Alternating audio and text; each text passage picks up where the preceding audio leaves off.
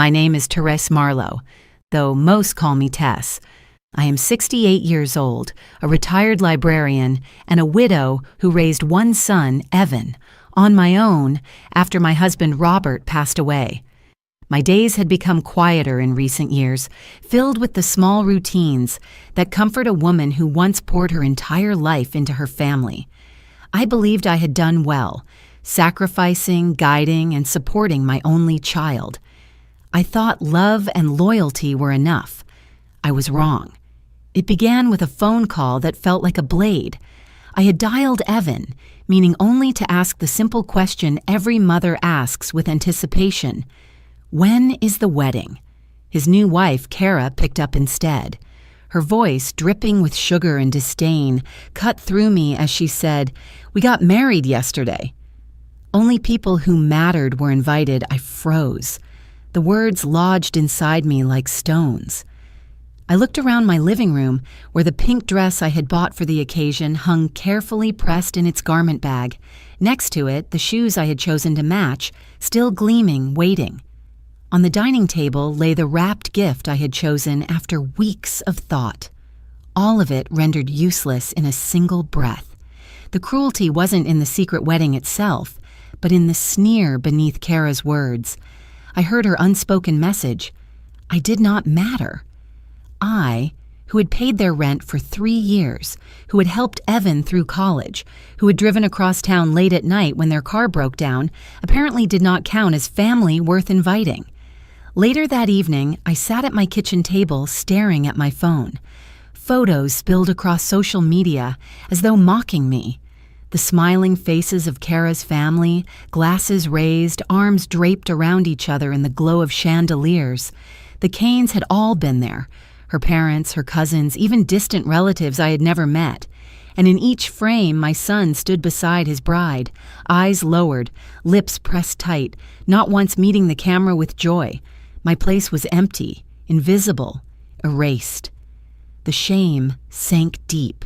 It was not just being excluded from the milestone I had waited for, but the realization that my devotion had been taken for granted, my presence dismissed.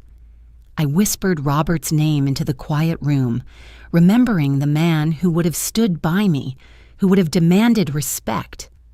But all I had now was silence and the sting of betrayal. That night I could not sleep. I walked past the garment bag again and again, the soft pink fabric mocking me with every step. I thought about how many mothers had dreamed of standing proudly at their child's wedding, only to be told they were nothing more than a forgotten detail. My heart pounded with humiliation, but beneath the pain, something else stirred, something colder, steadier, a seed of refusal to ever let myself be treated that way again. When morning came, I poured coffee into my mug and watched the ring it left on the ledger where I tracked every bill I had paid for Evan and Kara. Rent, utilities, down payments, little transfers they had requested with a casual, "Mom, can you help us out this month?" The page was crowded with my sacrifices, each one an act of love. But as I stared at that fresh ring of coffee, I realized something. No matter how much I gave, it would never buy me a place in their lives. I lifted the mug, tracing the stain with my finger, and whispered, "Enough." Before I continue, let me pause and invite you to stay with me through this journey. Stories like mine, about family betrayal, about the quiet strength it takes to reclaim dignity, speak to many who have walked the same lonely path. If you find echoes of your own story here, I hope you'll share this with a friend or join me until the end. Sometimes hearing how someone else found the courage to stand tall can remind us that it's never too late for our own lives. The days following that call blurred into a fog of disbelief. I avoided neighbors, unwilling to explain why I had not been at my own son's wedding. I walked past Nora's porch across the street, her wave lingering unanswered because I could not form the words. Instead, I kept to myself, folding the dress back into the closet, tucking away the shoes, slipping the unused wedding card into a drawer. Objects that once promised joy now carried shame, and I could not bear to look at them. But life has a way of refusing to let pain sit quietly. 3 days after Kara's venomous words, my phone rang again. Her voice trembled this time, stripped of the triumph she had once flaunted. The mortgage on the villa, $33 million, is overdue, she said, the panic crackling through every syllable. Where's the money? I let the silence stretch, then answered slowly, calmly, You mean, no one told you? The words left my lips with a measured steadiness that surprised me. For the first time in years, I felt the balance shift. She expected me to scramble, to apologize, to reach for my checkbook as I always had. Instead, I gave her nothing but a question that hinted at truths she could not yet see. I ended the call and placed the phone down, my hand no longer shaking. In that moment, I realized the power of silence, of restraint, of choosing not to explain. Kara had built her confidence on the assumption that I would always comply, always give. But she did not know me as well as she thought. The woman she had mocked as powerless was not powerless at all. I leaned back in my chair, the ledger open before me, the coffee ring drying into permanence. My story was no longer one of sacrifice without return.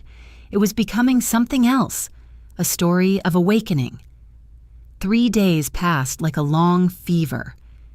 I moved through my house with deliberate slowness, almost as though if I held myself carefully enough, the cracks in my heart would not widen. The pink dress remained hidden in the closet, pressed against coats I had not worn in years.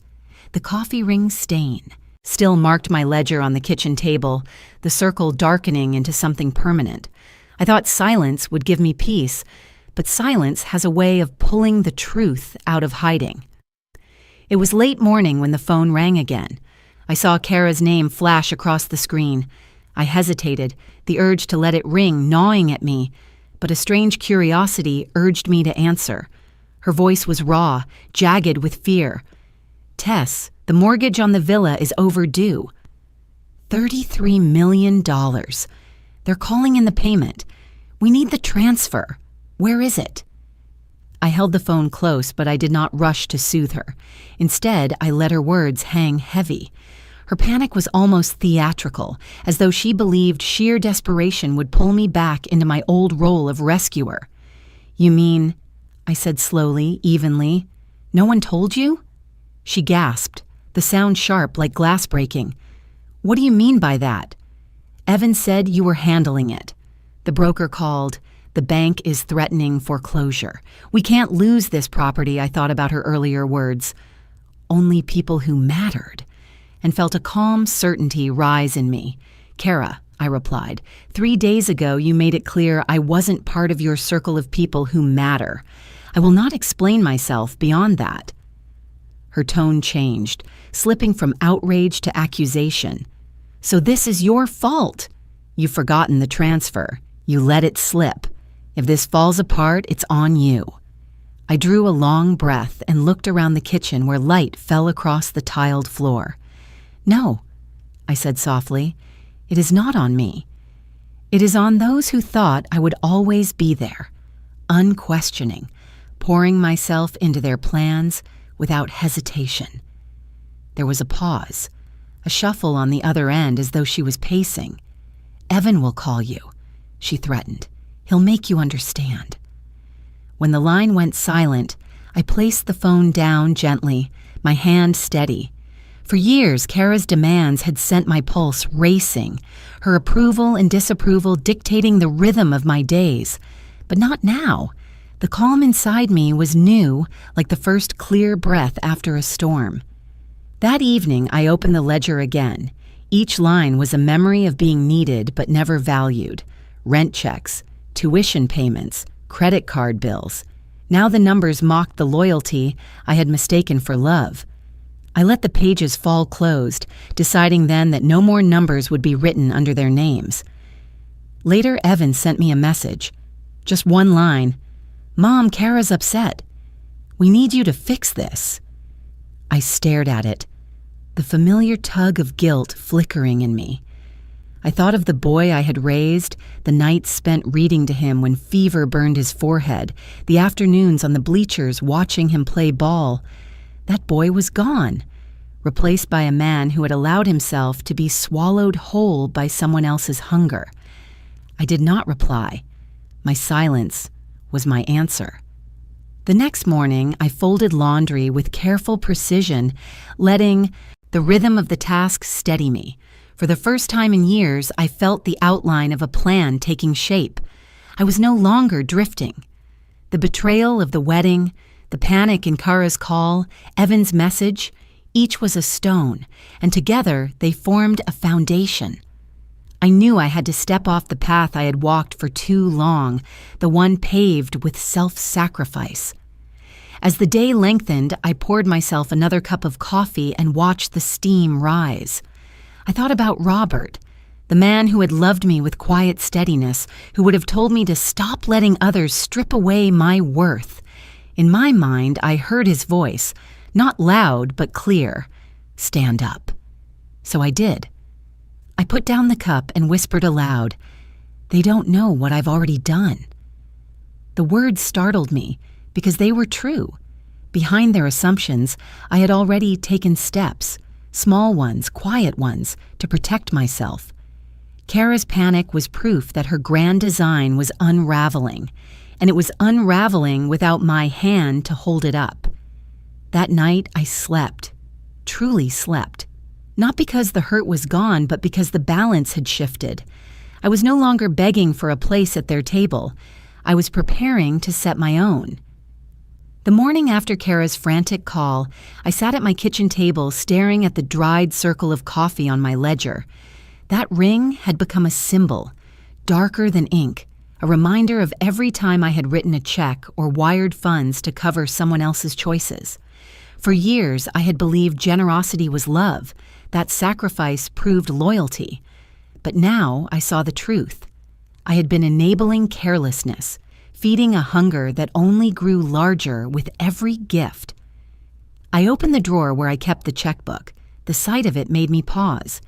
Each blank page carried a story I no longer wanted to write. I closed it firmly and slid it to the back of the drawer.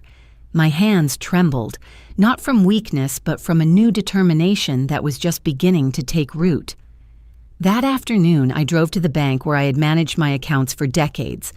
Mr. Patel, the branch director, had known me long enough to remember Robert. He met me in his office with his usual professional calm.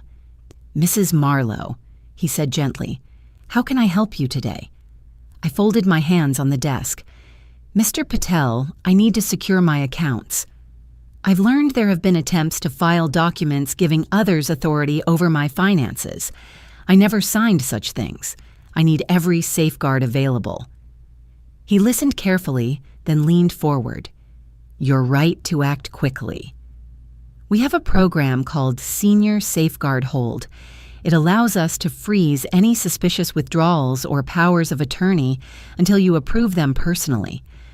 The relief that spread through me was almost physical. "Yes," I answered. "Put it in place immediately. And I want to move my main accounts into a new structure with no access for anyone but me." He nodded. There was, in fact, a request submitted last week for a power of attorney in your name. It looked irregular, so we held it. I suspected it wasn't legitimate. He slid a paper across the desk, showing me a blurred copy of a signature that only faintly resembled mine. My chest tightened, but not with fear. This time, it was clarity. "That is not mine," I said. "Someone tried to steal not just money, but my voice." Mr. Patel assured me the fraudulent document would be reported, and we completed the forms to secure my accounts. As I signed my name, this time it was deliberate, firm, and unshaken. My signature no longer felt like an afterthought on a line meant for others' benefit. It was mine, reclaimed. Leaving the bank, I walked into the sunlight with a sense of freedom I had not felt in years. The air was cool, crisp against my skin, as though the world itself acknowledged the shift inside me. For so long I had believed my role was to carry burdens, to make life easier for those I loved. But what I had truly done was teach them that my sacrifices were endless, that my resources had no bottom. That lesson ended today. Back home, I gathered the stacks of bills and receipts that had accumulated in my kitchen.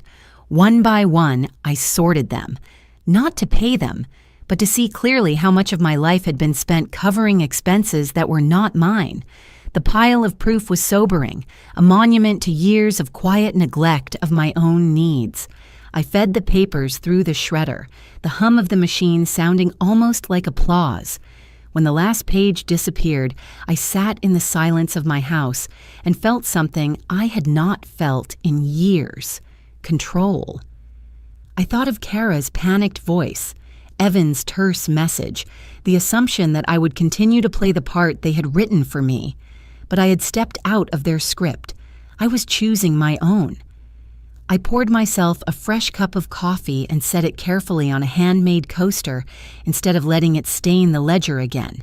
That simple act, small as it was, felt like a vow. From now on, my table would no longer be marked by sacrifices that erased me. It would be marked by choices that restored me. As the day faded, I walked through the quiet rooms of my house, touching the door frames, the shelves, the windowsills. These were mine, not tokens to be leveraged by anyone else.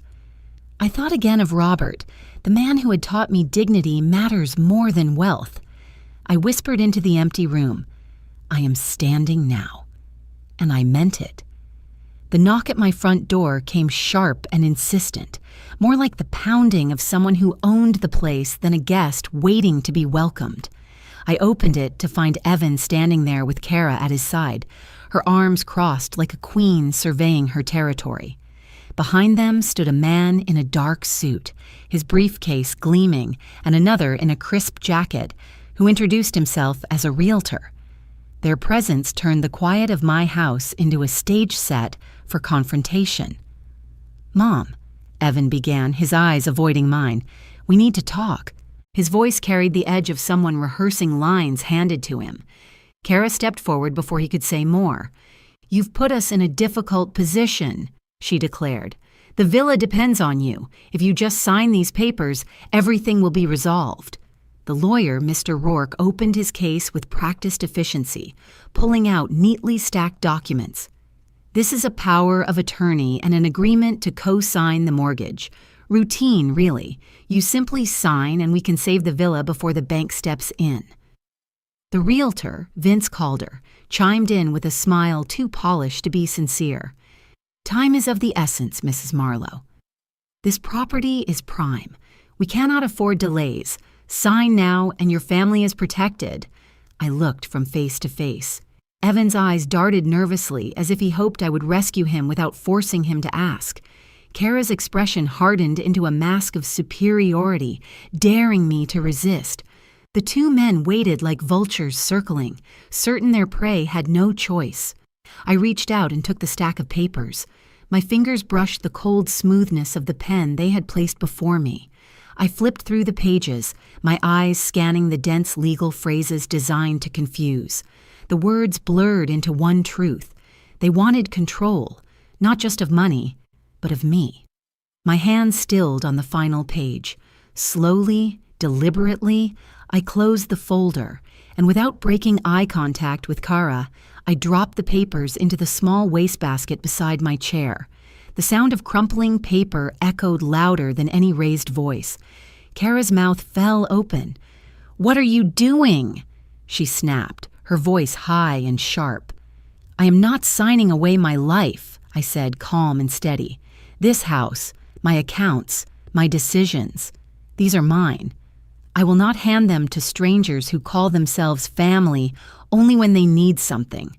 Rourke's eyes narrowed. "Mrs. Marlowe, refusing could have consequences. If your capacity to manage your affairs comes into question, the court may intervene. This is your opportunity to avoid embarrassment."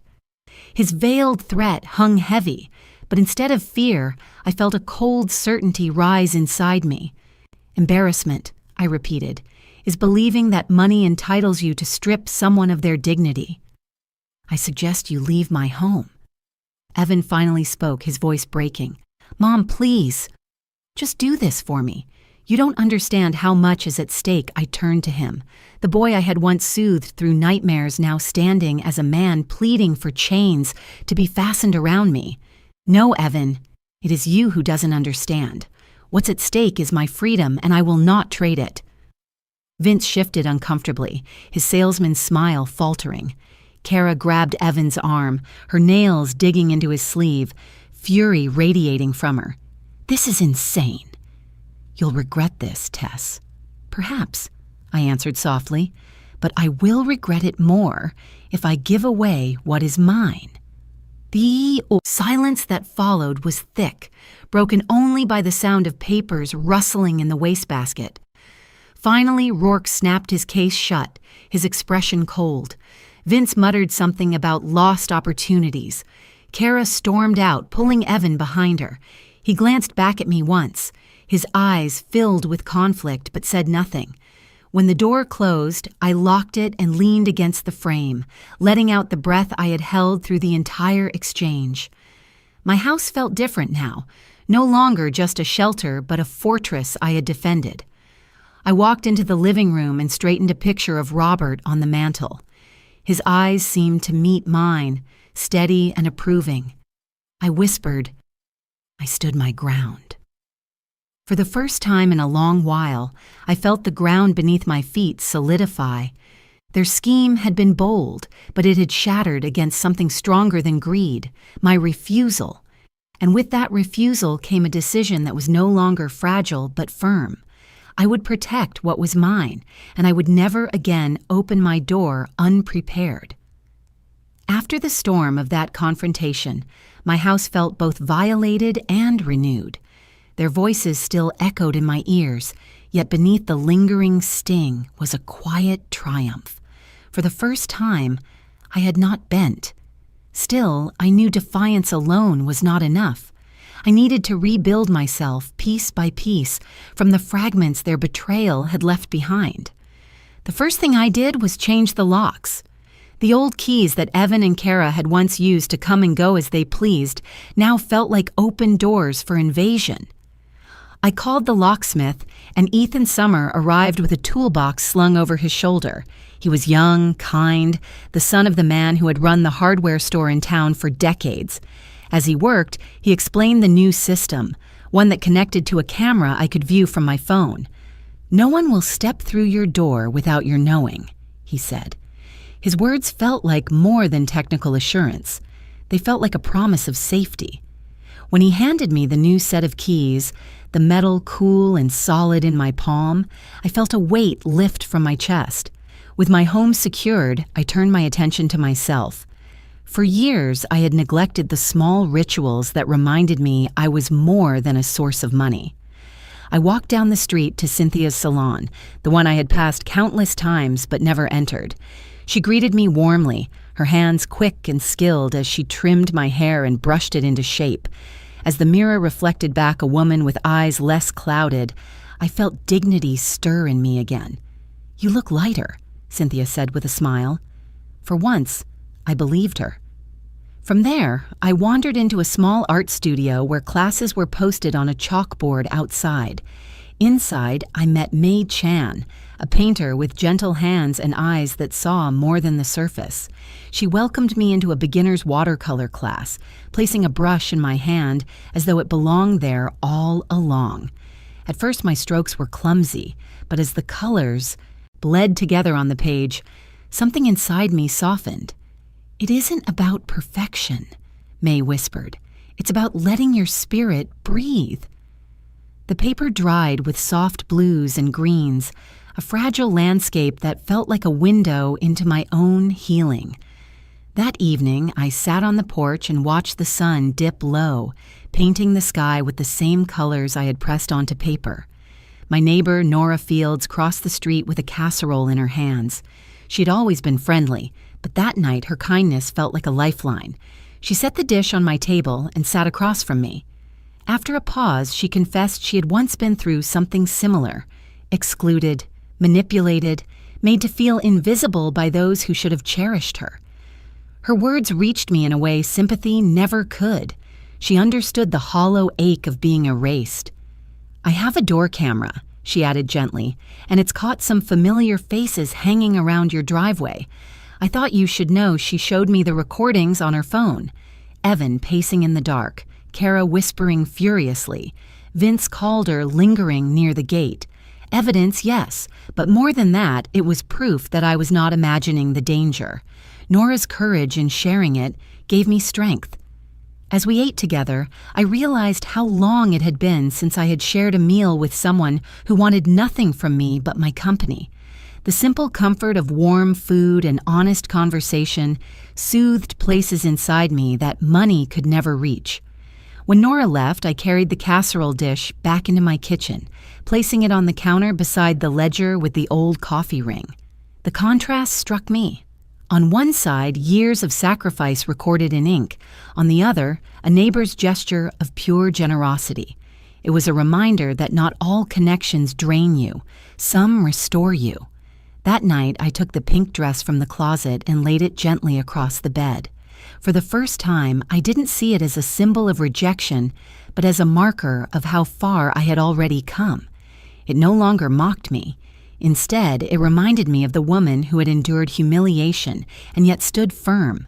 The fabric was soft beneath my hands, and I realized I could choose when and how its story ended. Before bed, I hung the new keys by the door.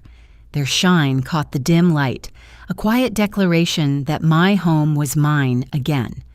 I touched them once, whispered goodnight to Robert's picture on the mantel, and let myself believe that perhaps I was not simply surviving.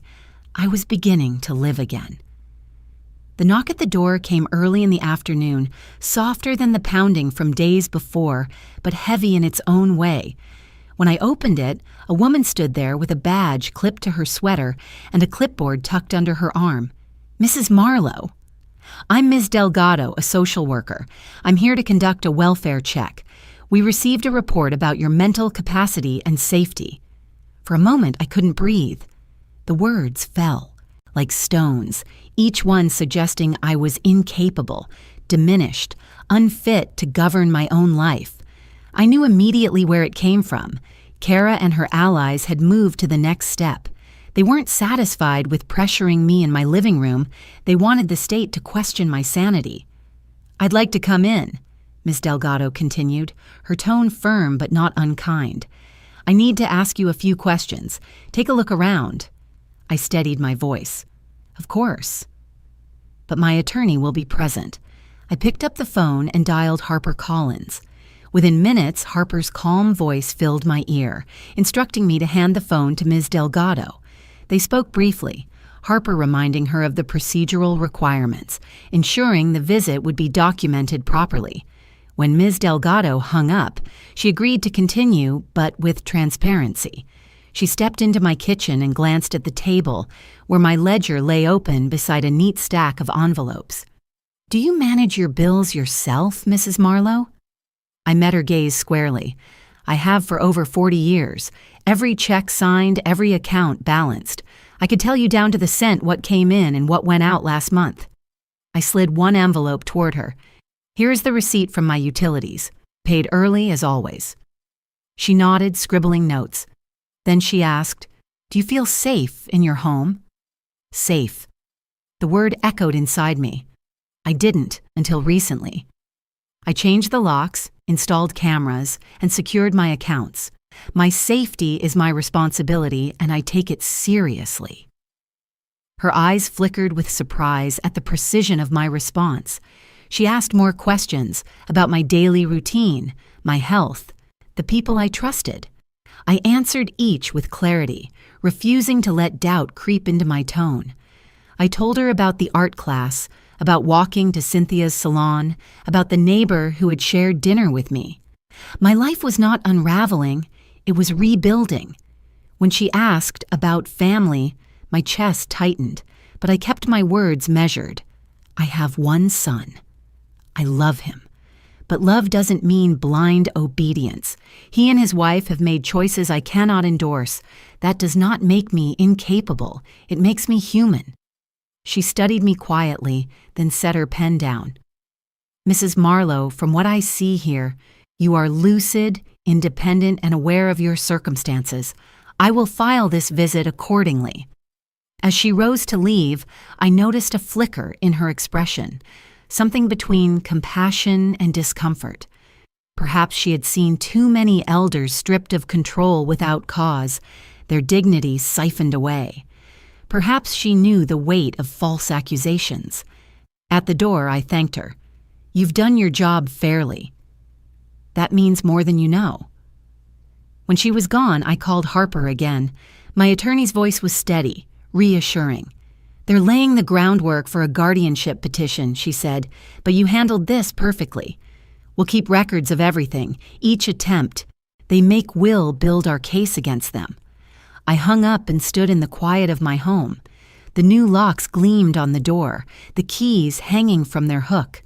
I touched them lightly and whispered to myself, "They won't take this from me." That night, I sat on the porch with the sky fading to violet. The humiliation of the secret wedding still throbbed in me, but now it was joined by something stronger: resolve. They could call in social workers, they could hire lawyers, they could spin stories to paint me as frail, but I knew who I was. I knew the life I had built, the mind that remained sharp, the heart that still beat with clarity. For years, I had let others define my worth through their needs. Now I was learning to define it myself, in the choices I made, in the boundaries I drew, in the refusal to bow before lies. I thought of Robert again, his voice imagined in the dusk. "You are more than they think," and I believed it. The day after the welfare check, Harper invited me to her office. The quiet hum of the building, the faint smell of paper and ink, steadied me as I walked in. Harper's desk was covered in files, neat stacks that spoke of order and control. She motioned for me to sit, her eyes serious. "Tess," she said, sliding a folder toward me, "we've uncovered something you need to see." Inside the folder were copies of documents I had never signed, scanned forms bearing my name, attached to agreements that linked me to the villa's $33 million mortgage. My chest tightened as I traced the familiar loops of the letters, except they weren't mine. The signature was close, but not exact. A hand had tried to mimic my own, but the slope of the R and the curl of the E betrayed the forgery. I felt heat rise in my face. "This is a lie," I whispered. Harper nodded. "I know." We cross-checked the notary who supposedly certified it. Mr. Yates from the county records office confirmed the stamp was outdated, and the notary listed has been suspended for misconduct. "It's a fraud, Tess. Someone tried to make it look like you signed away your future." The weight of it pressed down, not just anger, but a chilling realization. They weren't simply careless or manipulative. They were willing to falsify the law to bind me into their debt. Harper placed a reassuring hand on the desk. "We will use this. For now, I want you to keep calm. Every forged page is a weapon turned back against them." I leaned back in my chair, the fluorescent light flickering faintly above us. I knew Kara's ambition was sharp, but this... My voice faltered, then steadied. "This is theft disguised as family." Mr. Yates himself joined us later that afternoon, carrying an official binder of records. He flipped it open with practiced precision, pointing to the entry. "The notary's seal on these documents was revoked months ago, and the ID number doesn't match. Whoever submitted this tried to slip it through, hoping no one would notice." He shook his head, his tone both professional and disgusted. "I'll certify this in writing for the court." It won't hold. Hearing those words gave me a small surge of relief, though the betrayal burned deeper. It wasn't enough that Kara had erased me from the wedding, mocked me with her smirk, and demanded I shoulder her dreams. She had dared to counterfeit my own name, the one I had carried since birth, the one Robert had spoken with tenderness every day of our marriage. To see it twisted into something false was like watching my very identity tampered with. On the drive home, the autumn leaves blurred past my window, their reds and golds fierce against the fading daylight. I gripped the steering wheel tighter than necessary. My thoughts circled back to Evan. How much did he know? Was he complicit, or was he once again closing his eyes while Kara pulled the strings? I had no answers, only the heavy ache of doubt. When I stepped into my house, the new locks clicked shut behind me, offering a sense of protection. I sat at the kitchen table, the ledger still open, the ring of coffee still visible. For years, those pages had been filled by my hand alone. Now someone else had dared to forge that same hand. I traced the stain gently, reminding myself that my true signature, the one that mattered, was not a mark on stolen documents. It was the life I was rebuilding, choice by choice.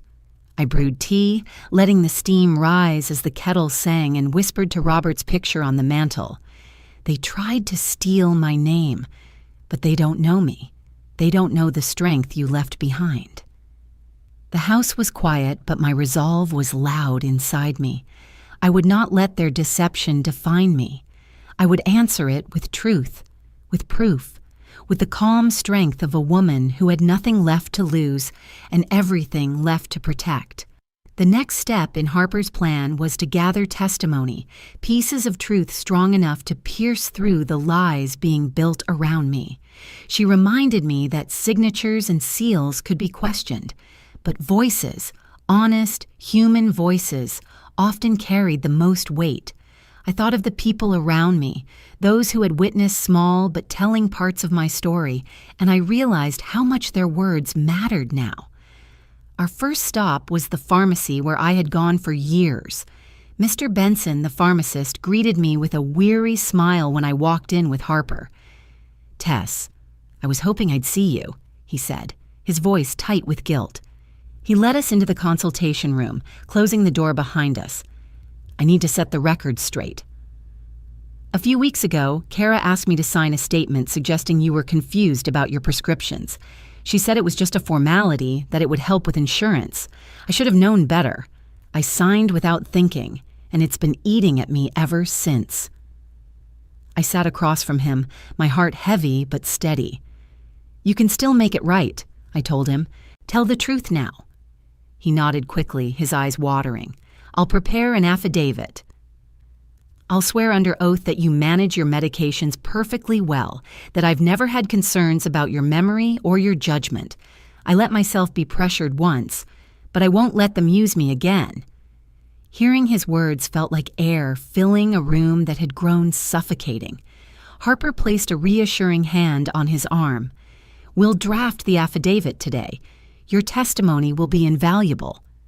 Later that afternoon, Nora came to my house with her phone in hand. "I think you should see this," she said, her voice firm. She played a video from her door camera. On the screen, Evan stood outside my gate at night, his shoulders hunched, his eyes darting nervously. Kara was beside him, whispering sharply, her hands gesturing as if rehearsing some plan. A moment later, Vince Calder appeared, his car idling at the curb. They spoke quickly, glancing toward my house before disappearing into the dark. The video ended, but the meaning was clear. They weren't simply plotting, they were staking out my life like trespassers marking territory. "Would you be willing to share this with Harper?" I asked softly. Nora didn't hesitate. "Of course. I've been in your shoes, Tess. When people try to erase your voice, evidence becomes your armor. I want to help you wear it." Her solidarity washed over me like warmth on a cold day. For so long I had felt isolated in this battle, but now allies were stepping forward. Their courage strengthened mine. That evening, Harper compiled the pieces together. Mr. Benson's affidavit, Nora's video, the forged documents exposed by Mr. Yates. All of it wove into a narrative that was no longer just my word against theirs. It was proof. Tangible, undeniable proof. I sat with Harper in her office as the last pages were organized. "Do you see what's happening, Tess?" she said gently. "They tried to build a cage around you with lies, but every bar they forged is breaking under the weight of truth. You are not alone in this." I closed my eyes for a moment, letting the words sink in. I thought of Robert again, the silent witness in my memories, and wondered if he would have been proud of the woman I was becoming. Not the mother who gave endlessly until she was emptied, but the woman who stood firm, who gathered her allies, who defended her name with dignity. When I returned home that night, I placed the new keys on their hook and sat at the table with a cup of tea. The coffee ring on the ledger still stared back at me, but it no longer felt like a scar. It felt like a marker, a reminder of where weakness had ended and strength had begun. The house was quiet, but inside me there was a rising clarity. The truth was assembling brick by brick, and soon it would be strong enough to withstand any storm. When the invitation arrived, it was written in Kara's careful script, the kind she used when she wanted to. "Appear gracious. Dinner," the note read. "Let's make peace." I almost laughed when I saw it. Peace was never her goal. Control was. Still, I accepted. Sometimes the best way to see the truth is to let it speak for itself. That evening, I chose a simple dress. Nothing extravagant, but enough to show I belonged in any room they tried to exclude me from. Before leaving, I slipped a small recorder into my purse, its red light hidden beneath the flap. Harper had suggested it. "Let them talk," she said. "They will reveal more than you ever could." The restaurant Kara selected was dimly lit, expensive, the kind of place designed to impress rather than comfort. Evan was already seated when I arrived, his hands twisting the stem of his glass. Kara sat beside him, her smile brittle but polished. "Tess," she greeted, leaning forward as though we were long-lost friends. "I'm so glad you came. We've had our disagreements, but we're family. Tonight is about forgiveness." I settled into my chair, placing my purse carefully on the table where the recorder could catch every word. "Forgiveness," I repeated softly, "is earned, not demanded." The waiter brought wine, and conversation flowed with the forced ease of actors reading lines. Kara complimented my hair, Evan asked about my health, all small talk that felt hollow. I listened, nodding, letting them think I was lulled into comfort. Then, slowly, the mask began to slip. Kara leaned closer, her voice dropping. "You know, Tess, the villa isn't just a house. It's an investment for the future. Without your signature, everything collapses. Surely you don't want to see your son's life destroyed." I tilted my head, keeping my tone even. "I thought the villa was already secured. Isn't that what you both said before?" Evan's shoulders sagged. He looked at his plate, then at me, his voice barely above a whisper. "Mom, we needed you to sign. It's the only way the mortgage can move forward. Without it, we're drowning." The words spilled out of them faster now, a tangled confession dressed as persuasion. Kara pressed on, her hand gripping Evan's.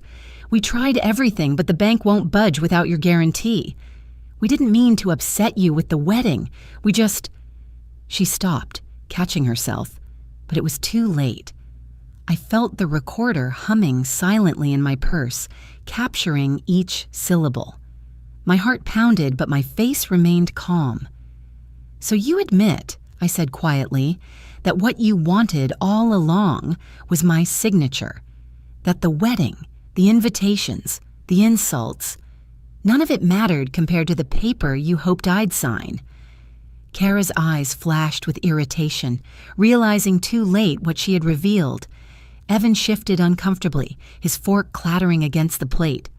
For a moment, the performance collapsed, and what remained was raw greed and desperation. I leaned back, letting the silence stretch.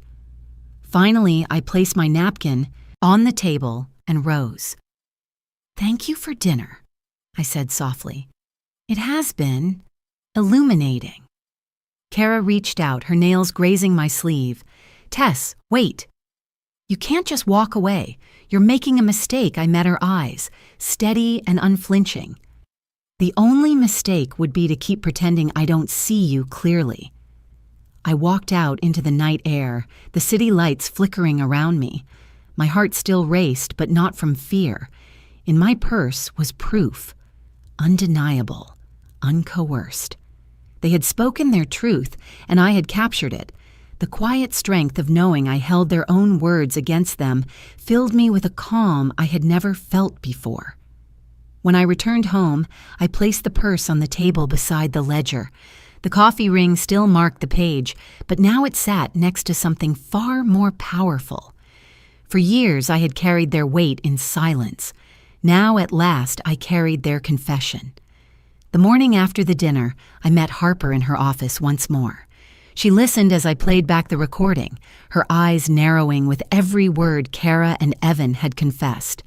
When the final line ended, she leaned back in her chair, a rare smile flickering across her face. "This," she said, tapping the recorder, "is the kind of evidence that changes everything." She reached for a folder already thick with documents: Benson's affidavit, Nora's video, Yates's certification of forgery. "They've filed a guardianship petition against you," she continued. "Their claim is that you're incapable of managing your affairs. But today, we strike back.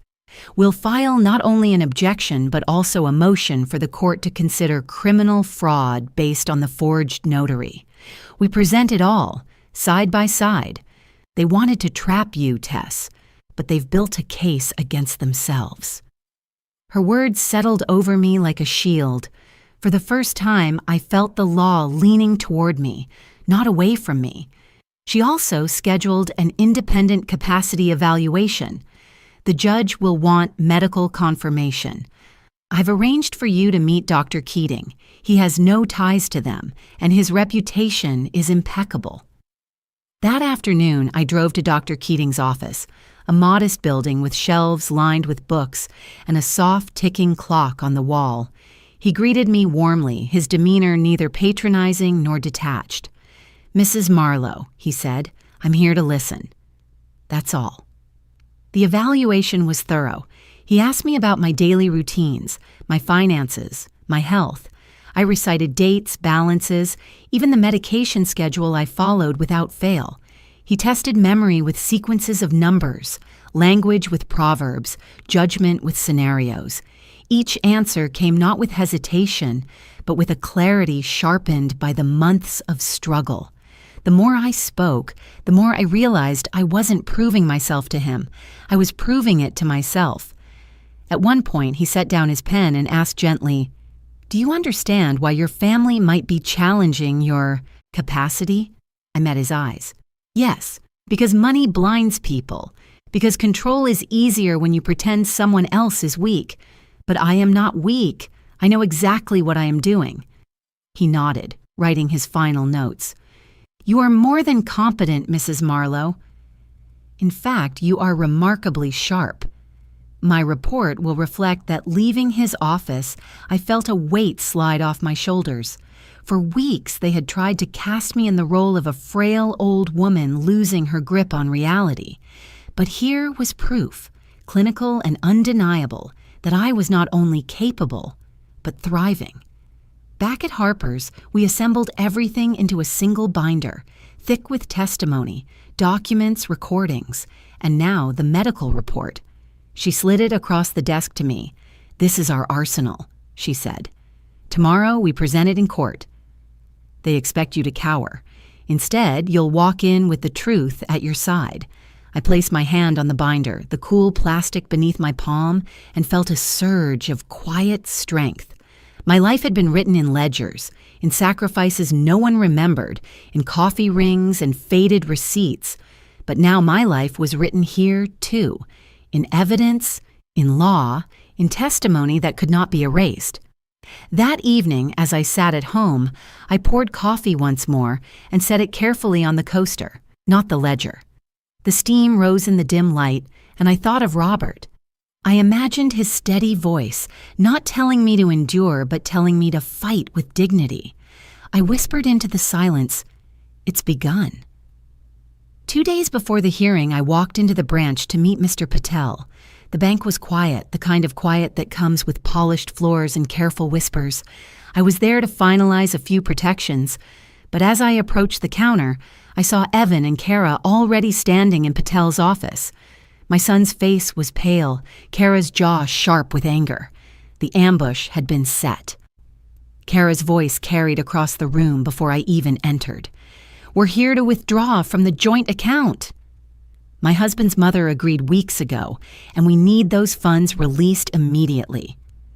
Mr. Patel stood behind his desk, composed but firm. Mrs. Marlowe's accounts are protected under senior safeguard hold. No transaction of this magnitude can proceed without her direct consent. That safeguard is non-negotiable. I stepped into the doorway and Kara spun toward me, her eyes flashing. "Perfect timing," she sneered. "Sign the authorization, Tess." "Stop playing games. The bank needs your approval, so give it right now." Evan's voice was quieter, almost pleading. "Mom, please." "The mortgage is hanging by a thread. If you don't help, we lose everything." For a moment, the room tilted. My son, the boy I had raised, begging me to fund his downfall. Kara glaring at me like I was the obstacle to her empire. I steadied myself, drawing breath deep into my lungs.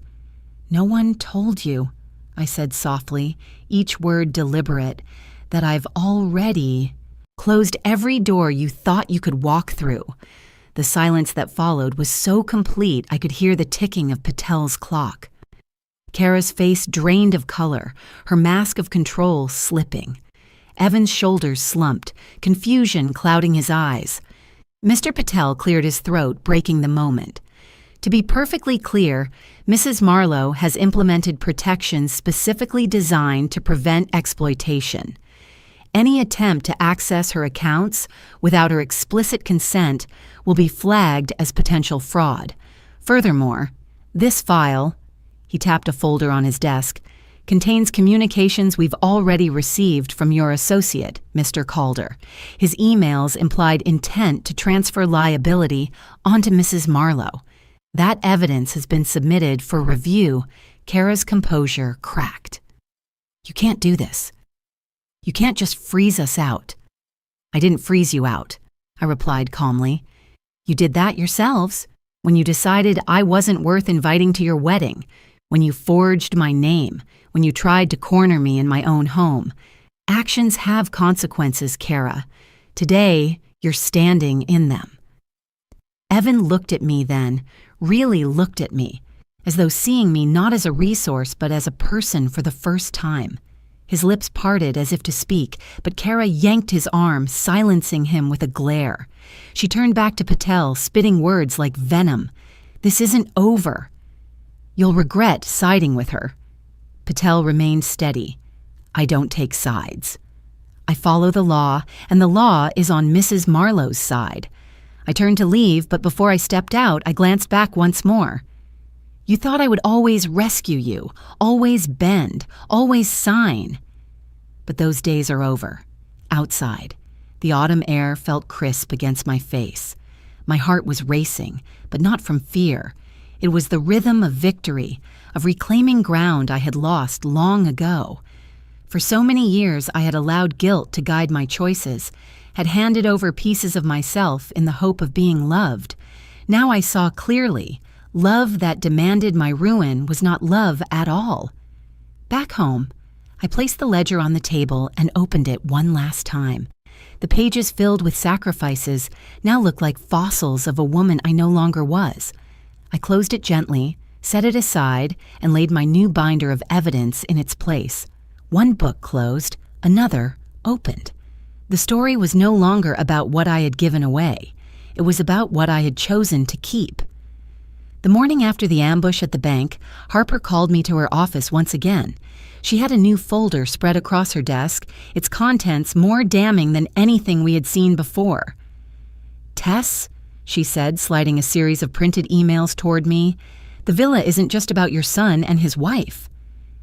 It's a web, and we've traced the threads." I leaned closer, scanning the lines. At first the emails looked ordinary, filled with financial jargon and timelines. But as my eyes moved further down, the truth became undeniable. There were exchanges between Vince Calder and Kara's parents, Grant and Helen Kane. They weren't just cheering from the sidelines, they were profiting. Fees, commissions, consulting charges cleverly worded, but unmistakable.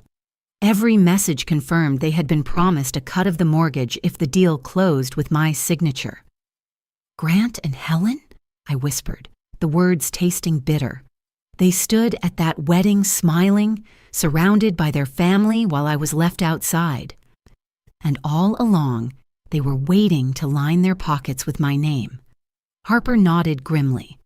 "It's an orchestrated effort." Calder was the facilitator, but the Cains were beneficiaries. This isn't just manipulation, it's collusion.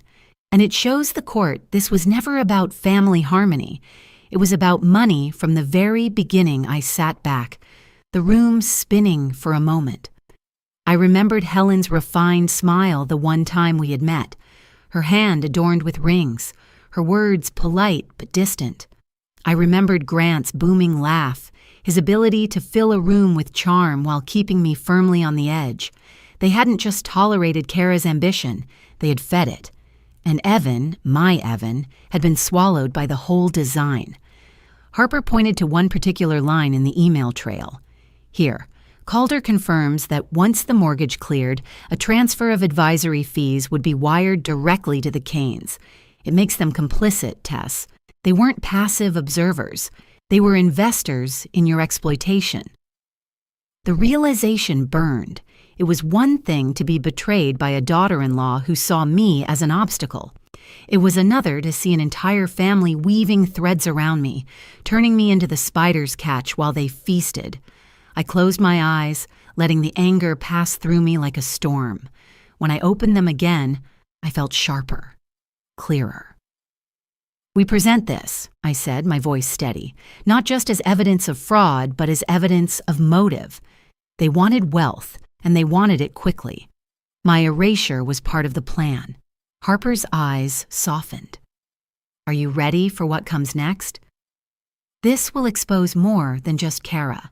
It will humiliate her family too. They will fight back."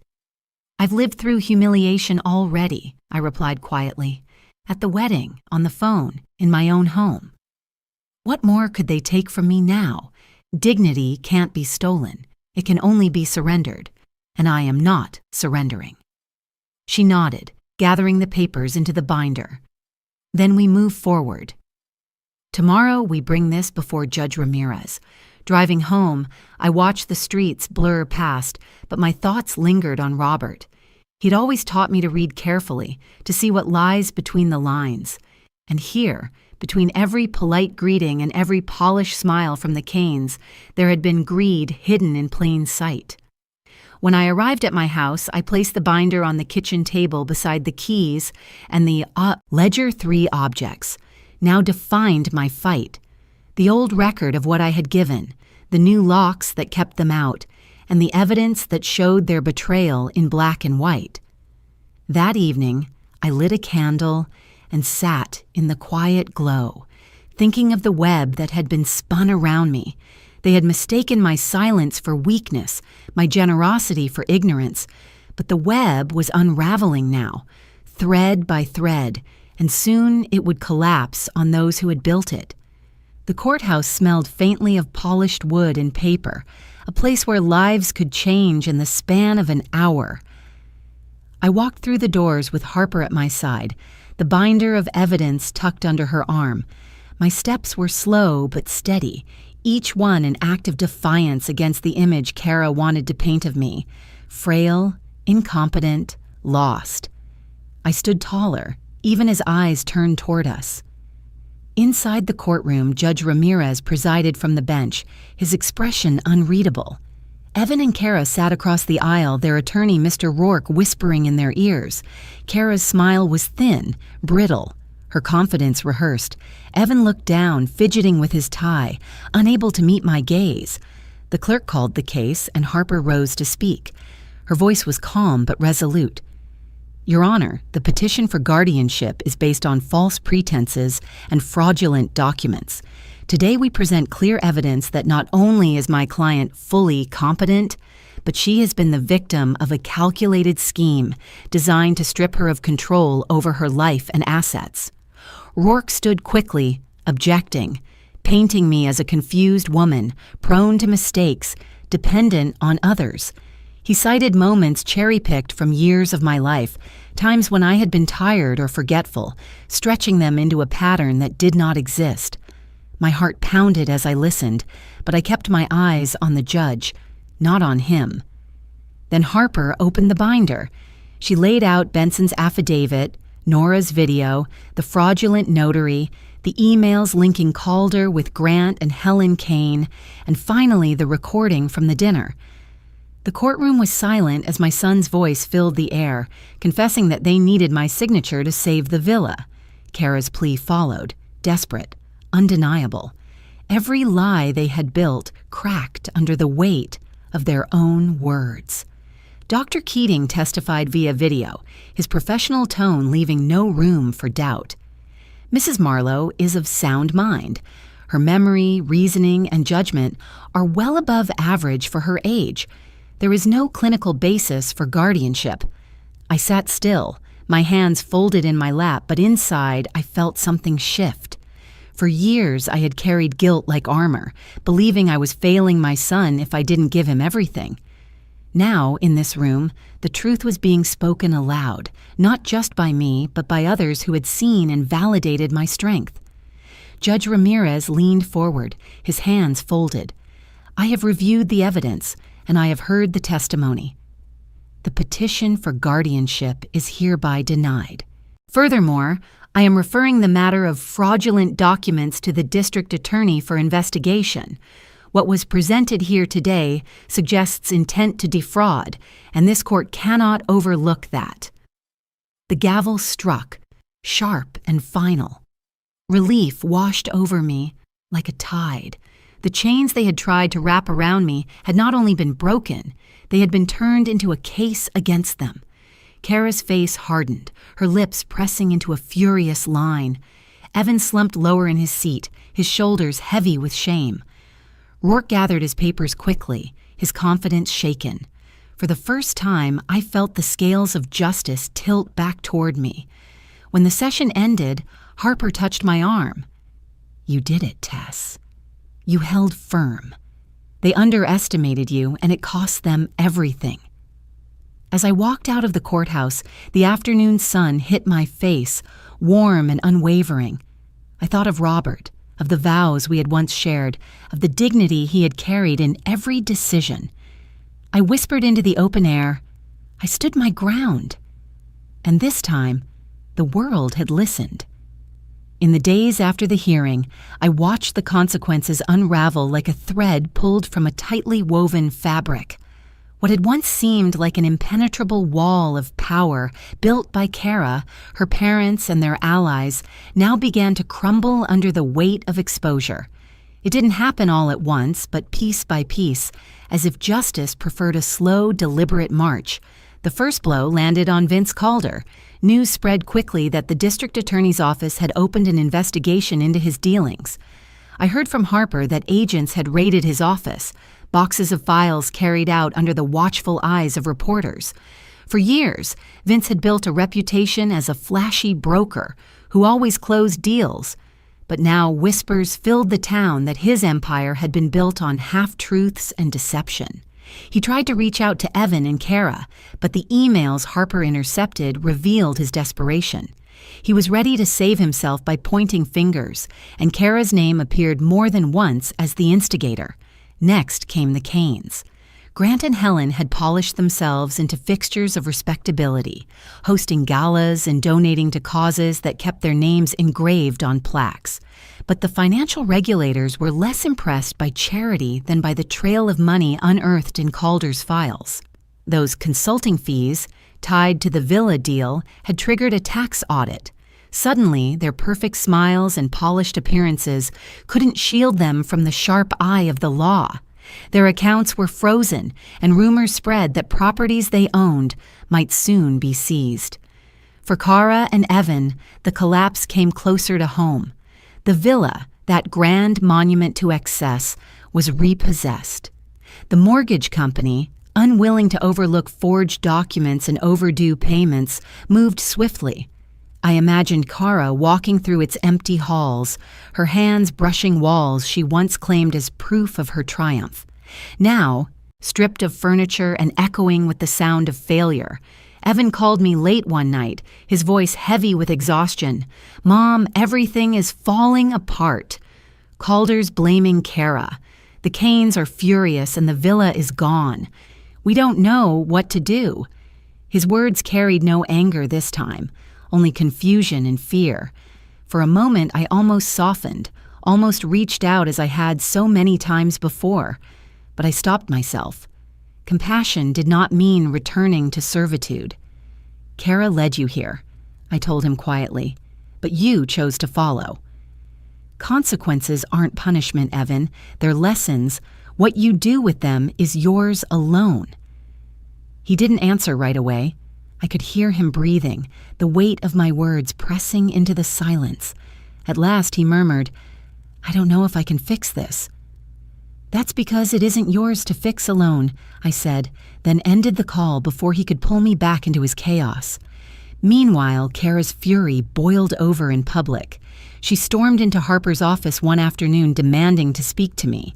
I wasn't there, but Harper later told me her voice shook the walls, screaming about betrayal, about being set up, about how I had ruined her life.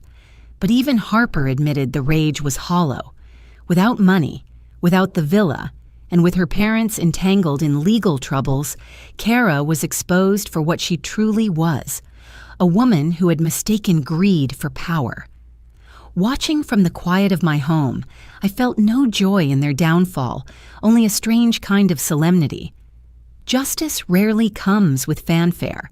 It comes in reports filed, properties seized, reputations questioned, and opportunities lost.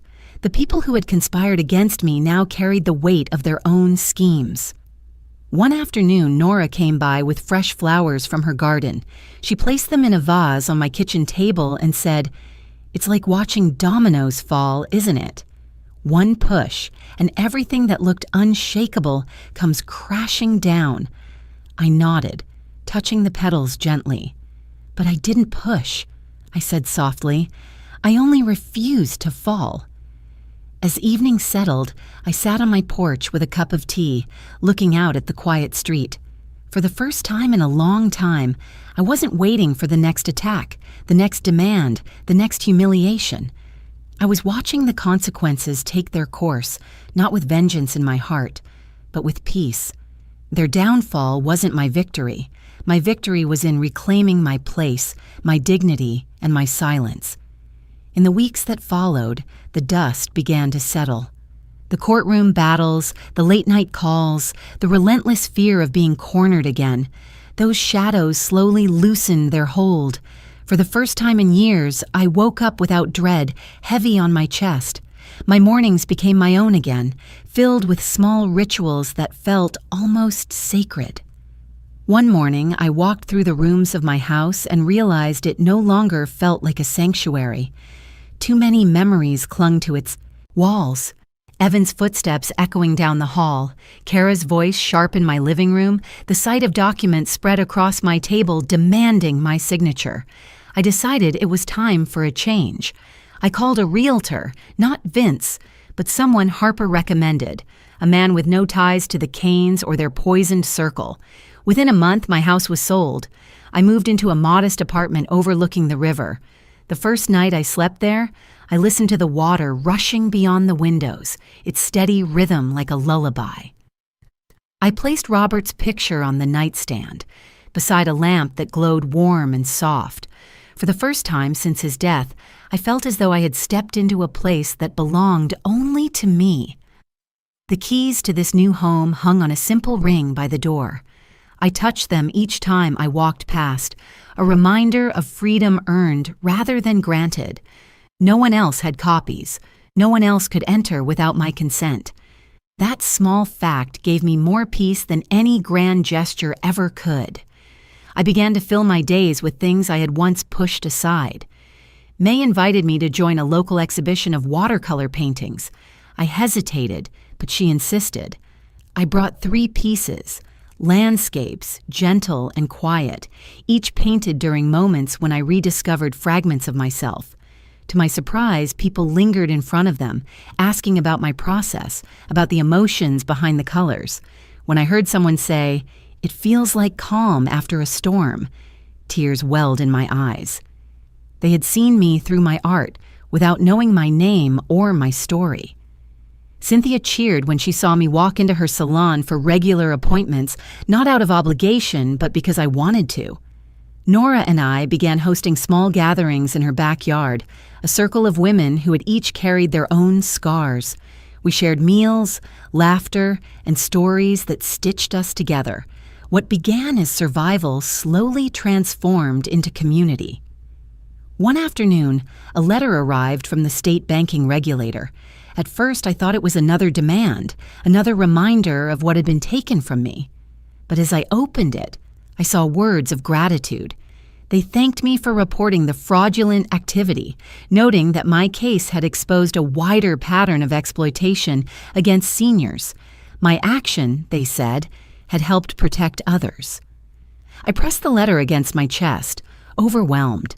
My struggle had not been in vain. It had become a shield for others like me. In my new kitchen, I no longer kept the old ledger. Instead, I placed handmade coasters on the table, painted by May in soft colors. Each time I set down my coffee, I smiled at the difference. Where once a ring of stain had marked loss, now there was a circle of intention, beauty, and care. As I stood by the window one evening, watching the sun dip below the horizon, I thought of Robert. "I've begun again," I whispered. "Not as your widow, not as Evan's mother, not as Kara's victim, but as Tess.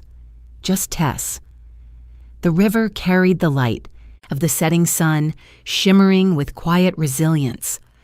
I understood then that healing didn't come in one grand moment. It came in the accumulation of small choices, each one reclaiming a piece of me. It was a gray afternoon when Evan showed up at my new apartment. He didn't call ahead. I saw him through the peephole, standing alone, shoulders slumped, no Kara at his side. For a moment, I considered not answering. The wounds were still tender, the scars not fully formed, but something in his posture, in the way his hand hovered near the door without knocking again, moved me to turn the lock and let him in. He stepped inside quietly, looking around as though the modest space were unfamiliar territory. "It's nice here," he said, his voice subdued. "Smaller than the house, but it feels like you." I nodded, gesturing toward the chair at the table. He sat down heavily, his hands clasped together as if he needed them to keep from shaking. For a long while, neither of us spoke. The silence stretched between us, filled with years of unspoken gratitude and fresh betrayal. Finally, he broke it. "Mom, I don't know where to start. Everything's gone. The villa, Kara's plans, even her parents are in trouble. She's not the person I thought she was." His voice cracked. "Or maybe she is, and I just didn't want to see it." I folded my hands, steadying myself. "And what about you, Evan? What does that make you?" He flinched, his gaze falling to the floor. "Weak, blind, dependent. I let her lead me into something I should have stopped, and I dragged you down with it." I shook my head. "You didn't drag me down, Evan. I refused to follow. But you did betray me. You chose silence when Kara erased me from your wedding. You chose convenience when she mocked me. And you chose her schemes over your mother's dignity. That is something you have to face, not me." His eyes glistened. "I know. I can't undo what I did. I can't fix it with money or apologies, but I don't want to lose you forever." I studied him, the boy I had raised hidden beneath the man worn down by regret. "I'm not asking for money. I'm not even asking for apologies that sound pretty and mean nothing. If you want me in your life, there's only one thing I need: respect. Without that, there is no us." He swallowed hard, then reached into his pocket. Slowly, he pulled out the old key to my former house, the one he had once used so casually, the one Kara had tried to wield like a weapon. He placed it on the table between us. "I don't need this anymore. I don't deserve it." The sight of that key lying on the wood made my throat tighten. It wasn't just metal. It was history. It was intrusion. It was trust, broken. And now, returned willingly, it was also a symbol of something ending. I reached out, covering it with my hand, then slid it back toward him. This doesn't belong to me anymore. It belongs to the past. What matters is whether you'll carry the lesson forward. Tears slipped down his cheeks as he nodded. I want to. I don't know how yet, but I want to. For the first time in months, I leaned forward and embraced him. The hug was not the warm, easy one of childhood, nor the desperate clutch of fear. It was tentative, fragile, but real. His body trembled against mine, and I held him long enough for both of us to feel what words could not say. When we pulled apart, I whispered, "This is a beginning, Evan. Don't waste it." He left quietly, closing the door behind him. I stood for a long time, staring at the empty chair where he had sat, the faint outline of the key still pressed into the wood of the table. For the first time, I allowed myself a small seed of hope, fragile but alive, that perhaps he could learn, that perhaps our bond could be rebuilt, not on dependency, but on something stronger. One Saturday morning, I opened the closet where the pink dress still hung. For months, it had been a silent witness to my humiliation, a symbol of the day I was excluded from my own son's wedding. Each time I passed it, my chest tightened. But that morning, as the light filtered through the curtains, I saw it differently. It was no longer a reminder of rejection, but of endurance. I lifted it carefully from the hanger and laid it across my bed. The fabric shimmered faintly in the sunlight, no longer mocking me, but inviting me to release it. I folded it gently and placed it into a bag, along with matching shoes and the small clutch I had once bought for the occasion. Then I carried the bag to the thrift store a few blocks away. Odessa, a young woman with a kind smile, greeted me at the counter. "Good morning," she said. "Is this a donation?" "Yes," I answered softly. "It's time for it to have a new story." She opened the bag, her eyes widening at the sight of the elegant dress. "Someone will be so grateful," she said.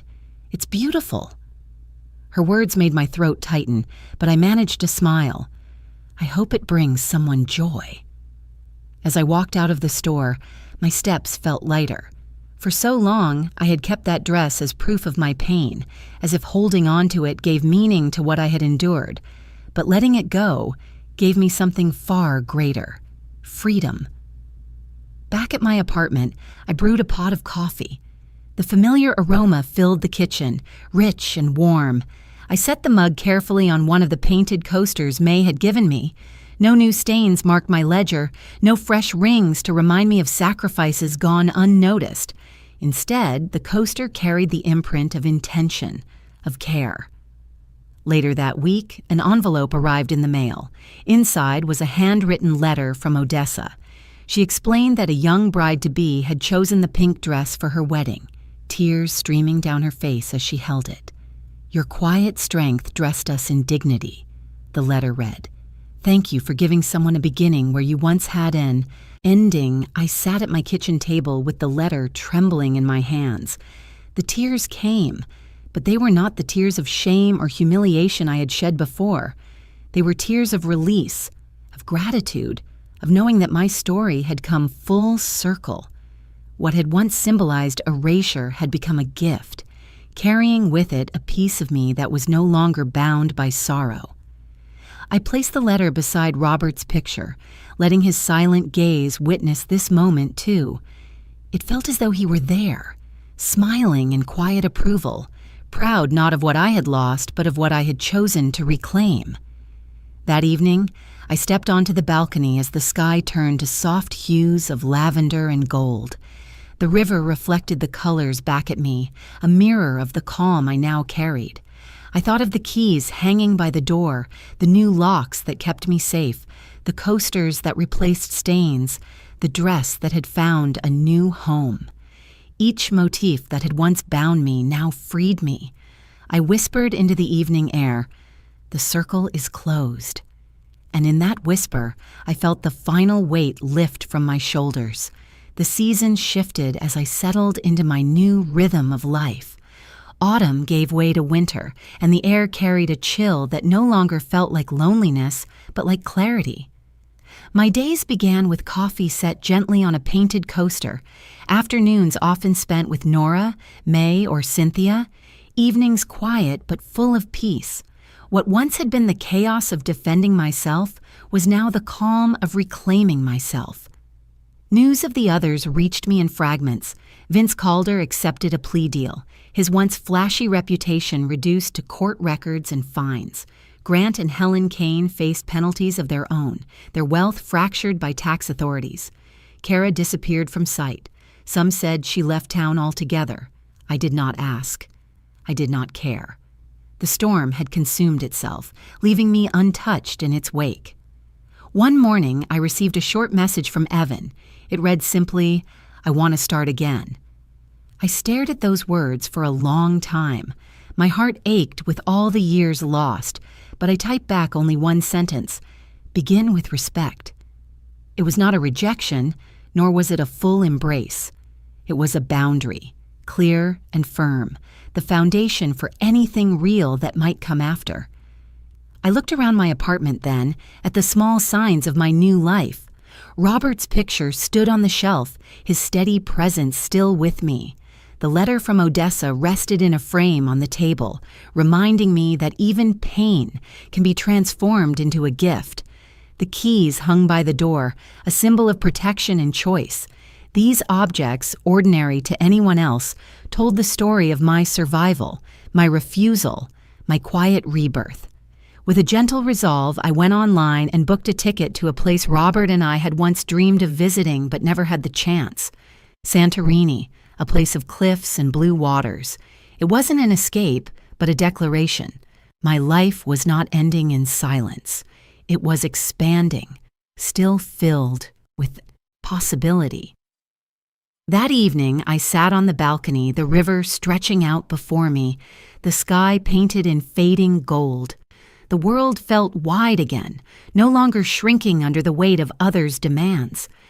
I thought of every moment, the humiliation of Cora's sneer, the coldness of Evan's silence, the papers they pushed under my nose, the courtroom where truth was finally heard.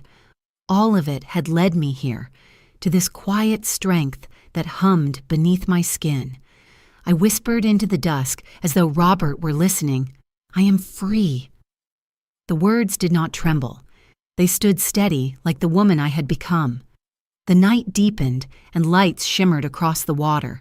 Somewhere in the distance, laughter rose from strangers walking home, but my heart was still. I was not bitter, not vengeful. I was whole.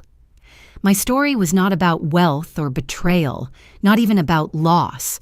It was about the silent strength that had always been mine, waiting for me to claim it. And so I leaned back, eyes lifted to the endless sky, ready for what came next.